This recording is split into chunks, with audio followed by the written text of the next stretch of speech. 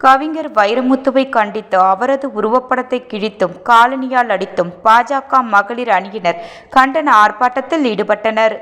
சென்னையில் நடைபெற்ற கம்பன் விழாவில் கலந்து கொண்ட கவிஞர் வைரமுத்துவிற்கு கவி சக்கரவர்த்தி கம்பன் விருது வழங்கப்பட்டது. விருதை பெற்றுக்கொண்ட வைரமுத்து விழாவில் பேசும்போது ராமபிரானை அவதூறாக இழிவுபடுத்தி பேசினார். இதற்கு நாடு முழுவதும் பல்வேறு எதிர்ப்புகள் எழுந்து வருகிறது. ராமரை இழிவுபடுத்தி பேசிய கவிஞர் வைரமுத்துவை கண்டித்து புதுச்சேரி மாநில பாஜக தலைவர் VP ராமலிங்கம் வழிகாட்டுதல் படி மாநில மகளிரணி தலைவி தாமரை செல்வி தலைமையில் இந்திரா காந்தி சிலை அருகே கண்டன ஆர்ப்பாட்டம் நடைபெற்றது. இந்த ஆர்ப்பாட்டத்தில் வைரமுத்துவை கண்டித்து கண்டன கோஷங்கள் எழுப்பியதுடன் வைரமுத்துவின் உருவப்படத்தை கிழித்து கண்டனம் தெரிவிக்கப்பட்டது. இந்த ஆர்ப்பாட்டத்தில் சுமார் மகளிர் அணியைச் சேர்ந்த 200க்கும் மேற்பட்ட பெண்கள் கலந்து கொண்டு கண்டன கோஷங்களை எழுப்பினார்கள்.